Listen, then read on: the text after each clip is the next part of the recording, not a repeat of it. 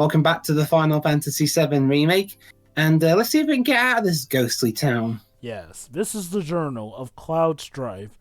First class, living legacy. Professional crossdresser now, thanks to Aerith tarnishing my reputation and cat rescuer.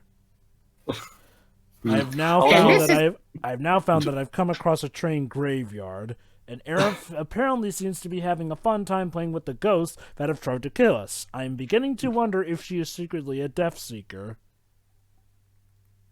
Hello, live streamers. Hello, viewers of On the Aerith. This is Aerith Gamespray here, and I'm here to tell you that I love death. Whoopee! Speaking of death... And also, it seems that the pillar is already up under attack in the distance. But to quickly... Hold on, I think we're getting a dialogue now. Actually, no. To quickly mention what I teased the previous part, when Pedro mentioned Ultimicia's hair. Again, her entire character design is fucked up because her dress literally gets sucked up in the section where her crotch is supposed to be.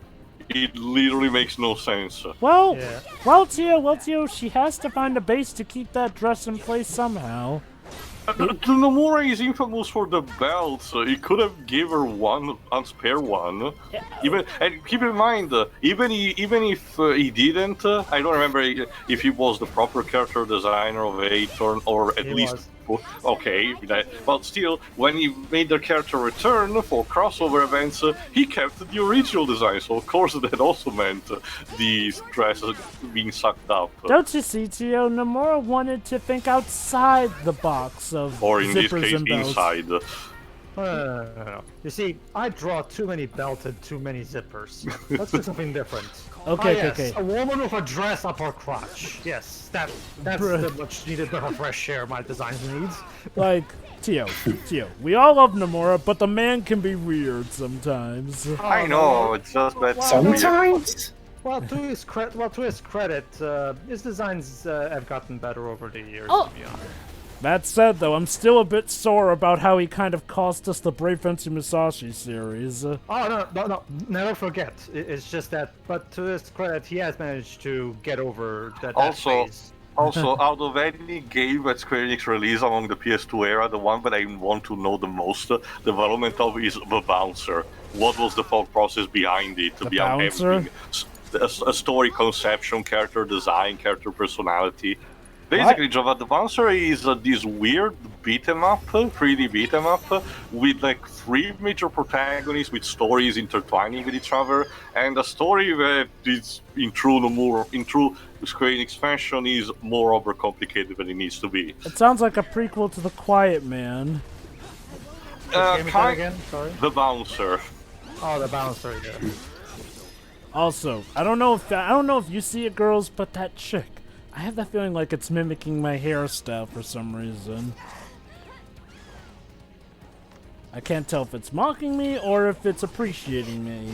Also, trust me, Dwibs, in terms of Square weirdness, nobody beats Toriyama. He's the undisputed champion of Square Enix bizarre decision. Oh, really? Well, Jova, you've seen the 13 trilogy firsthand. You should already be familiar with it. I argue that it's more malice than weirdness. Well, okay, how about this? We'll got weird maliceness. There you go. Wouldn't 10-2 fit the weird cat, but how it jumped from Melancholy Adventure to Charlie's Angels? Exactly. I'm pretty sure Toriyama is an alien. I am absolutely convinced. I'll say it right now, Tori. I mean, from what I've seen of 10-2, at least the cutscenes, I don't know. I know. I just said. It was quite a shift, but I don't know. I think there's some sort of weird charm to it. Oh yeah. Okay. I will put it like this. I'm one of those weird people who actually likes both 10 and 10-2. Now I can definitely see why someone who's a fan of one would not be a fan of the other.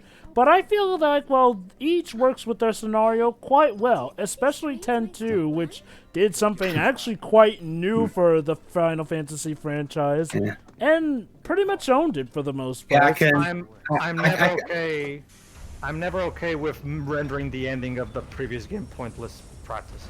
All aboard Yeah, the Cloud Strife Express. Yeah, I can. It seems that a bit of a boost. I think I can imagine the reasons. 10 fans might not like 10-2 because of its because of all the shifts it takes, and fans of 10-2 might not like 10 because they think everyone in 10's bloody misery. It's Also, kind of a Toriyama thing, Dwibs, at the end. Hold on,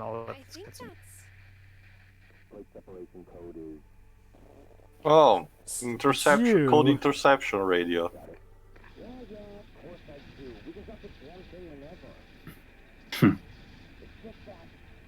Oh.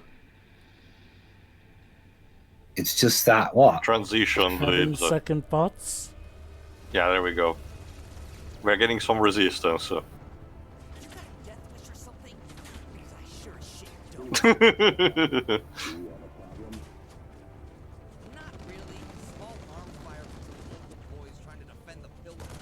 Yeah, I know, right? What a nuisance. You have giant turrets, you imbeciles! Apparently, Rude is a terrible aim. How much you want to bet Rude's missing on purpose because anyone sensible knows that this is kind of BS. Well, okay, Joe, but I don't think he's missing these guys on purpose. Wow, Tifa, you're a fucking genius. They won't if Barrett and the others have anything to say about it. About that. Leave it to Cloud to be the sensible man in the situation. Also, yeah, Tifa, you've seen how shitty these guys are, and you're having doubts about them dropping a plate on people. First stage denial. Not Jova. Not only that, but we haven't seen yet. Okay, as far as the story goes, she has not seen yet to the extent that Shinra will go. Anyway, back to the talk about 10-2. Honestly, Pedro, I don't think 10-2 really makes 10 pointless or anything. It's more just so that it takes on a completely different tone. And okay, unlike a lot of sequels that do that, it kind of makes a bit more sense there, seeing us out. By the time of 10-2, as far as the world is concerned, Sin's gone and done for. They can pretty much all just relax, retire. And then the audio drama fucked all that up. That too. Okay, Now that is something that renders the previous endings pointless. Absolutely. It's not so much that, Joe. Okay. But regardless of how much I don't like 10, that's irrelevant to this argument. The dramatic weight of the ending of 10 was the fact that Yuna and Tidus had to say goodbye because Tidus was gonna go away because turns out this was never his story. Big shock. So basically they have a tearful farewell. The fact that now he can just return because Yuna managed to do 100% completionism just because. Here's the thing, though, Pedro. Destroys the dramatic weight of that ending. There was that secret minor cutscene that implied he was still alive. I'm aware. And guess what, too? I didn't like it there either. True, but the thing is, 10-2 didn't make it first. So the dramatic weight never existed then. I mean, it's just it's a Toriyama thing to it. He likes having an ending and then rendering that ending useless. Yeah. After that. I argue that the only one that doesn't do that is, of all things, Lightning Returns. Of all things, that is the one that has a conclusive ending. Well, Lightning Returns was supposed to be the ending. And I feel terrible inside for saying that. Well, here's the thing, though, Tio. Think about it like this. Sure, Lightning Returns has a conclusive ending. At the cost of the original 13's already fine enough ending, and the ending to Lightning Returns is pretty terrible. So yes, it has a conclusive ending, but at what cost? The ending, although from what I understand, is the ending really that effective if you didn't like anything if you didn't like anything that you had to get through to get there? Okay, here's the thing, 13 or 10. Not just that, I'm talking about in terms of being conclusive, being a definitive end with no real sequel hooks. The quality is irrelevant for this judgment. Exactly, it's more so about trying to drive a conclusive ending. Again, I'm not a fan of 10, and yes, I do personally like 10-2 a lot more because it's actually is not just in terms of the gameplay, but I actually kind of like the bizarre comedy that it has. The problem is, shouldn't you appeal to the fans of the first game rather than me? I mean, I'm not your audience, dude. Okay. unlike a lot of stuff where tone changes don't make sense, like I said, 10-2's tone change does kind of make sense in a thematic setting here. Like, at this point, the world's a lot more calmed down, and, you know, it was a lot more experimental. I could see why they would want to maybe try things a bit different here and there. So, I'm with you there, Jova. But having a more happier world because the world has been saved, that doesn't necessarily mean we should turn the calm and serene Yuma into a fucking pop star. Oh, Yeah. okay. That wasn't. Now that change was weird. Although to be fair, at the very start, that's actually not her, technically. That's But she true. still is. But she still is one. A She was gun-toting supposed to be- one, she mind was, you. She was supposed to be the one singing that concert to begin with, anyway. So that doesn't. Yeah, it says switch up at the beginning, but it doesn't change the fact that she's still one. And Okay. She still does that. Alright, I think we're about to get to the boss, actually. Okay. I As won't. soon as I can get these cheap things. Okay, now I won't deny the change to Yuna really could have used a bit more explanation. That I will admit. I'll give you that. Oh, here we go. Almost there. Come on. Right. Why do I get the Okay, feeling? Cloud, stop referencing lightning. Oh, shit. They're the same person. No. Yes. Yoink. Talk to the yeah. hand. So they God go damn it, after Varith! Now's not the time to be raptured! But well, but sorry, Cloud guys, is not she's played dead. by Nicolas Cage, do you, Jova? Can you imagine even that? No, not the ghost! Not the ghost! I believe my eyes! Carries away have to live in the train graveyard forever. Not to mention, Job, you have to Oh admit, boy. you have to admit, Job, Nomura draw some really cute puppies. Oh, Nomura's weirdness is a weirdness that I can actually enjoy. Like I said, I get a kick out of. Right. Okay. This cutscene coming up. It took me a bit of a while to understand. Well, I mean, considering who directed this, I'm not surprised. Well, actually, the cutscene. Are you sure it was Nomura? It might have been Toriyama. Well, remember, Pedro. Well, as you say, Pedro, Nomura was the one in overall charge, so he had to approve this. True. Yeah. Hold on. And I will admit, when it comes to weirdness and thematic setting, that's usually boy. something that both Nomura and Toriyama have done. Oh boy. Honestly, okay. Well, what exactly makes you confused here, Dwibs? I'm actually curious. I couldn't really. I wasn't really sure what the point was. I mean, I looked it up later on, and I found out at the end. But still, Are you ready? that was a weird line delivery. Well, are ya? Oh. We're basically Okay. seeing the spirits that of the kids that we've been meeting throughout the entire chapter. Yeah. I can get why Dwibs might be a bit And- confusing as how these kids aren't supposed to be dead. Well, not just that, by proxy, the boss we're about to fight is tormenting Aerith by showing her biggest, despair moment when nobody actually wanted to be her friend as when she was a child. Alright. Basically, from what I got, her fear is that she hates being alone, pretty much. Makes sense. I mean, and it makes sense. She's like 6 years old at this point. I think being alone for a And she's an 6-year-old. orphan. Yeah. And this monster loves to torture its victims like that and making them lost forever. Classic ghost story, Yeah, basically. it's classic ghost story stuff. I don't really see. I don't really watch a lot of ghost stories. Dwibs, you watched a parody of it with us. Yeah, but that was the thing, that wasn't meant to be a parody. Still, even when parodied, the cliches are, can be understood.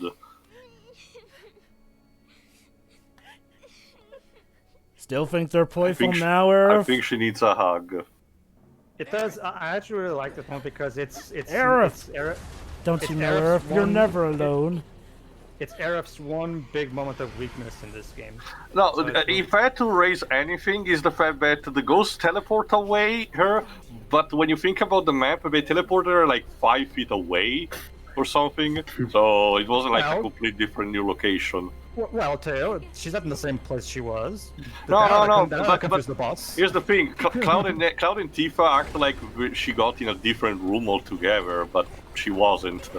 Oh, And then right. it's Yeah. like- it's Here's like- the it's next like- common monster upgraded to a boss, Eligor. It's like someone being. It's like you think someone's been kidnapped and you're searching all over town, but it turns out they're right next door. Here's the thing: just like in the original game, you can steal a weapon for Aerith from this boss. Now, I'm pretty sure Dwibs didn't because he didn't manage to actually tell him to do it in time. But if I recall correctly, actually no, it's actually one more useful weapon for Aerith. But to be honest, Dwibs doesn't use abilities in the first place, so whatever. Huh, now isn't that fitting? Hey, you want to torment Aerith? Well, screw you! I'm stealing a weapon from you for her. Yeah. It's no. To continue what I was trying to say was no. That's the thing, Dwibs. It's a common thing, a problem, whenever Toriyama does a sequel to something, except for Revenant Wings, as Jova likes to point out. Because 13-2 is kind of a similar thing, whereas 13 ended with a perfectly fine ending, even though it didn't earn it. Yeah. The ending itself was perfectly fine for what on its isolated. If you isolate it from the rest of the game. Yeah. The problem is, 13-2, in order to happen, had to retcon that ending. Okay, via time okay. travel. Literally. Now, partly to Toriyama's credit, the main culprits behind there being a sequel were Square because they wanted to, make up for losses Milk the that shit out of it, yeah. I understand that, because the Joe, but original honestly, 13 didn't sell that well. Now, granted, how he came up with the sequel, that's probably on him. But the fact that there was a sequel from the get-go, that is technically Actually, not on him. Jova, Well, back 13-2 also came because of a mandate. I forgot if I did mention it when we actually commented on it. But at least back in the day, during the early days of development, if anything, I was actually open up to a sequel, mostly because I thought they could have taken the opportunity to fix the stuff that 13 did wrong. Yes. They call me naive for that, sure, but No, whatever. no, At least I I got the won't- thought process behind that. I won't call you naive. It's like with Mighty Number 9. Like, at the time, of course any sane person would want for there to be an improvement on the former Hyundai. Like, let's not Not forget... just that, people were literally starving for a Mega Man-esque game, and aside from Gunvolt, there wasn't anything, so... Yeah, it's a similar case with the 13-2 sequel here and there. Like, a lot of people, let's be honest, were kind of let down by 13.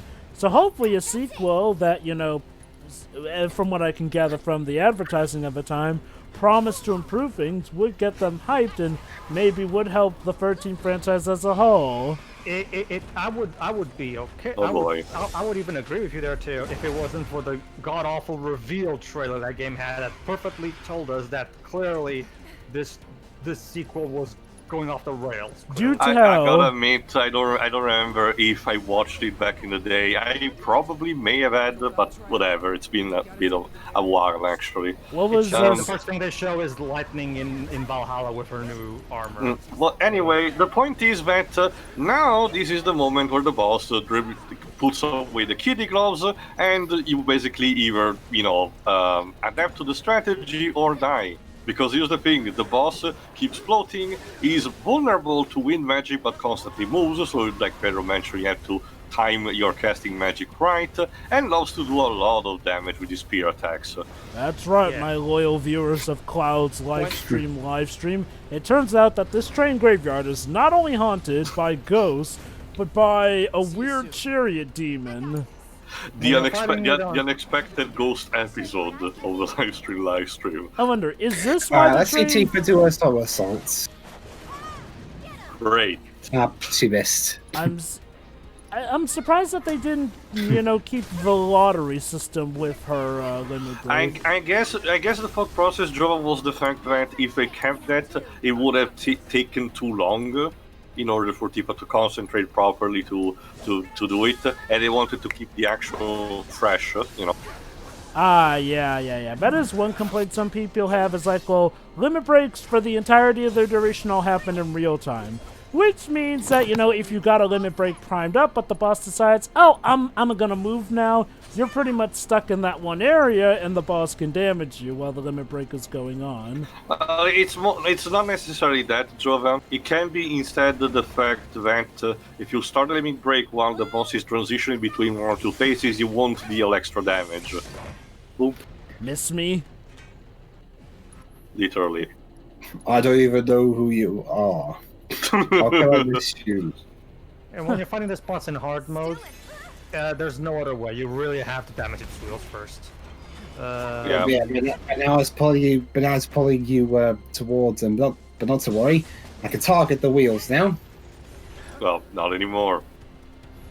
Man, if only if I had Odin on me to show this guy a thing or two about horses. Who's Odin? Someone we haven't got yet. Don't worry, probably next part. Okay, yeah, it's weak to ice, so let's freeze. What's your favorite summon in this remake? I think you already asked me, but just to mention it again, the one where you get in the post game. I forgot if we mentioned it already, but if we didn't, Nope. I might as well keep it a secret then. Do not think we have. Die. Die, wheel, die! Attack the wheels and make it hurt. Yeah. Well, I mean, unless the carriage is part of his, it is part of his body. Literally. Kinda, sorta. It's a demonic entity. It's more of an abstract thing. Or maybe it's just a machine gone haywire that's supposed to act like a demon that somehow has supernatural powers over the deaf. Yeah. God damn it, wants to hold still. I just want to cut your wheel off. To sum it up, Joe, but that's a personal rule I have when it comes to, there is no excuse that could possibly... I mean, maybe there is still to come a work efficient that convinces me otherwise, but up until this point, I have yet to find a work efficient that proves me wrong on this. There is no excuse for rendering an emotionally powerful ending useless by retracting on what it did. I mean, or if it wasn't mostly powerful in the first place. I mean, okay. Like me and Tio said, though, 10-2 technically didn't retract on it, seeing as how the whole answer was up in the air as far as the first 10 had it. Anyway, it was never completely clear if he would actually be completely dead. Oh, snap. But I wanted to be relevant, to care about me. But that's exactly what I'm saying, Joe. But even when we see the after credits scene in 10-1, yeah, I also got pissed off at it for that exact same reason. True, but in that kind of sense, 10-2 didn't do anything new then. Yeah, I mean, if anything, you'd be better off blaming 10-1 for that, not 10-2. True, I guess. But then again, with 10-2, they were stuck with that scene anyway, so I guess... And now the ghost can be free. Let me guess, that guy was your boss, and the only reason you tried to kill us was because he told you to. Now, please don't try and kill us. Prisoners.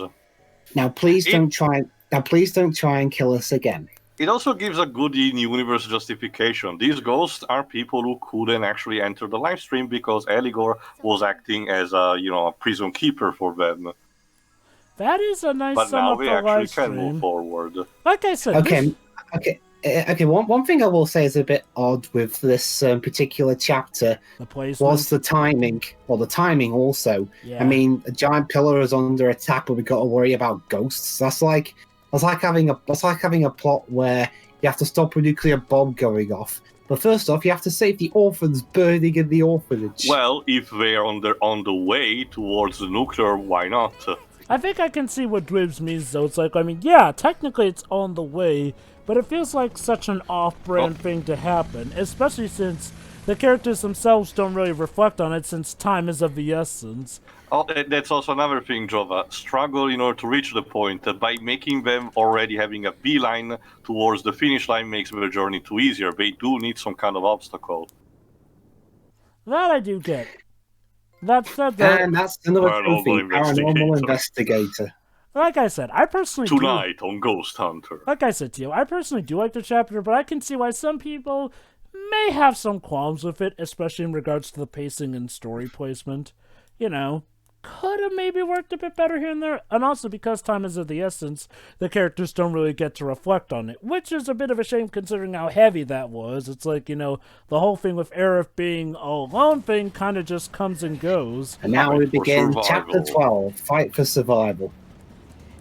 Which is ironic because we have a certain few characters whom, as we've seen in the original game, will not survive this chapter. Well, unlike in the original game, well, instead of just being Biggs, Wedge, Jesse, and Barrett defending the pillar, it's part also of the slums inhabitants. You're firing at us! The feeling's mutual. Yeah, it'd be funny if that were the guy who got shot was talking. I repeat, Shimmer does not. Ow! Also, you may notice that Barrett doesn't have his shades anymore. It's because this is a serious moment. They fell Also, off. I guess because also it's nighttime, so they killed the shades off screen, Dwibs. Brilliant. This remake sucks now. I mean, they used the F word. Yeah, I mean that's the thing though. Even in good works of fiction, that trope kind of pisses me off. You motherfucker! Also, Jova, he's won them in the dark before. yes, but usually that was when there was big floodlights around. No way. Tifa, never mind. Okay. She's filled with determination. Okay.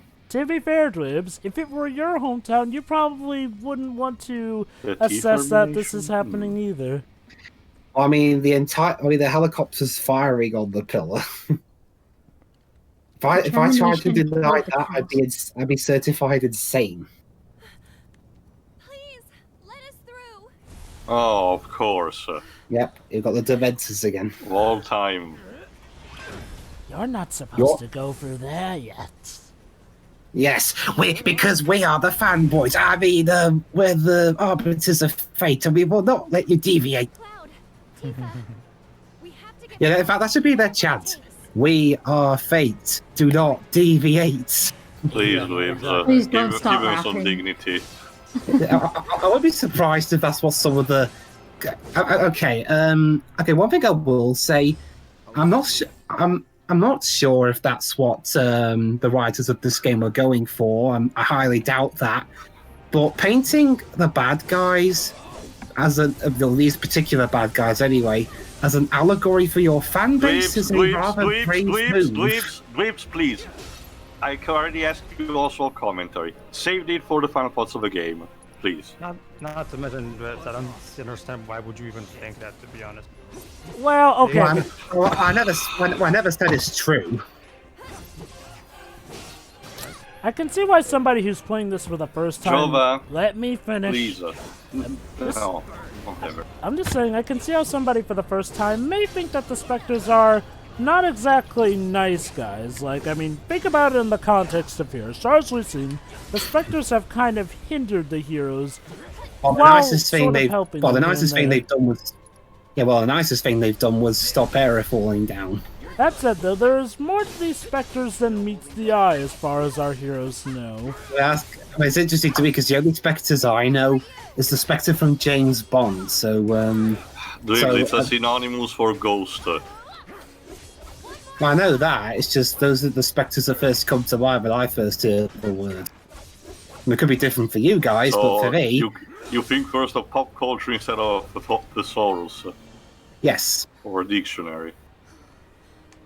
Well, I mean, the internet is pretty much an entire dictionary in and of itself at this point. And now they leave now? They decided. Oh, sorry, if you're not Princess Elise. Come on. Yeah, that is yeah. I wonder how that works. She does that. It's a Japanese thing, Dwibs. It's a gesture of saying, "I hope this person is okay." Basically, it's literal praying. Oh, here we are. Oh dear. Yeah. Hey, I think you guys might want to run at some point. Wow, It's amazing how Barrett could be heard from that high up. Speak loudly. He's using the T-Force. What's T for? Ah, The energy that Mr. T uses. yeah. Okay. Oh, thank God, Weds. That would have been terrible. Well, the grappling hook did work this time. It was just the floor collapsed. Queen Mabel was onto something. They're trying to take out the pillar. Wait, aren't you supposed to be dead? I mean, Yeah, I mean, that's the thing. Why did the Arbiters just stop him using the grappling hook? Stay with Wedge. I'm going up. Sure. I'm going to. Oh no, you aren't. Your arms probably shattered at this point. Wedge, please. Let Cloud handle it. Yeah, Don't worry. don't worry. Kyle's the main character. He'll know what to do. Hang on, guys. Help is coming. Yeah, it's just as soon as you can stop the Dementors from sucking out everyone's souls. Listen to me. You stay here with Your them. soul is mad. yeah. But oh dear, Biggs is in a bit of a bad shape. About time you showed up, Martin.